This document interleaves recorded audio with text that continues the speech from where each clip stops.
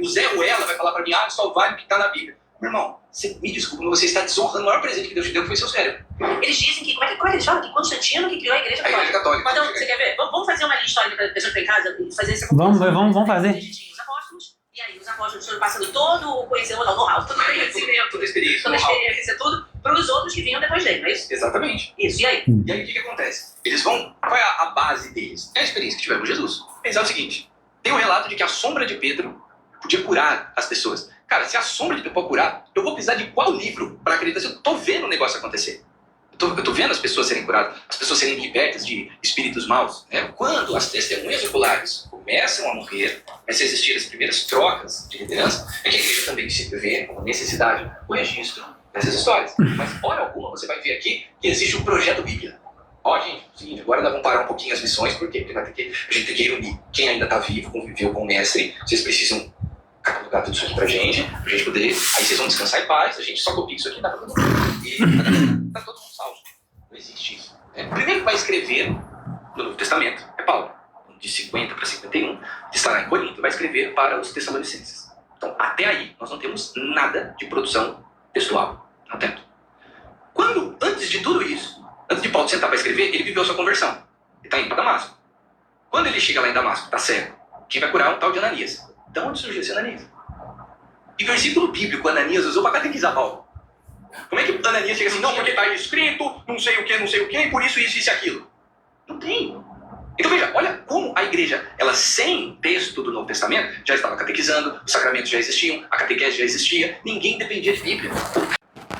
Só que essa igreja aí, irmão, que você está falando, é a igreja primitiva. Não é a igreja católica. Outra coisa, já existia a Bíblia, sim. Não a Bíblia como a gente tem hoje, né? Formadinha, bonitinha, que foi os católicos que montou, certo? Os católicos montaram. Só que quem escreveu foi os judeus, exceto Paulo, exceto o Lucas. O autor foi o Espírito Santo. Então, meu amigo, a igreja primitiva passava, sim, tradição boca a boca. Só que a igreja católica não tem nada a ver. A igreja católica foi inventada lá no ano de 300 com Constantino, sim. Inclusive era o imperador que matava os cristãos. Tá certo? Outra coisa, já tinha Bíblia, entre aspas. Quando o povo judeu foi para a Babilônia cativo, lá eles começaram a colocar nos papiros os profetas, o Antigo Testamento. O Antigo Testamento foi colocado, foi escrito, bonitinho, rolo por rolo, na Babilônia.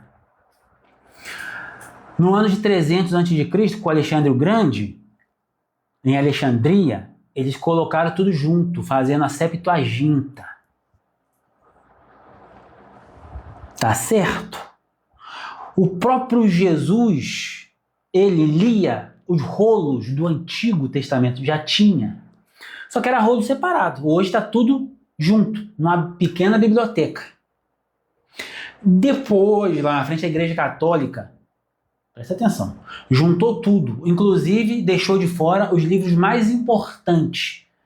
Tobias, Enoque, o Apocalipse de Pedro, que foi o primeiro papa, o Evangelho de Pedro, que foi o primeiro papa. Cadê? Que não está na Bíblia. O Evangelho de Tomé, de Maria Madalena. Por que vocês tinham medo? Vocês esconderam o quê?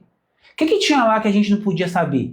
Será que Jesus teve filho? Foi casado? Teve mulher? Será que Jesus não era isso que a gente acha que é? Por que foi tirado? Porque dos 12 apóstolos, só 2 têm evangelho. Por que o Novo Testamento é formado tudo pelos escritos de Paulo? Sendo que Paulo nem com Jesus andou. Por quê? Então, isso é caô, isso é história, filho. Eu gosto de igreja católica, não, a igreja primitiva, que foi fundada em Atos 2, no dia que desceu o Espírito Santo, Pentecoste, dentro da casa tinha 120 almas.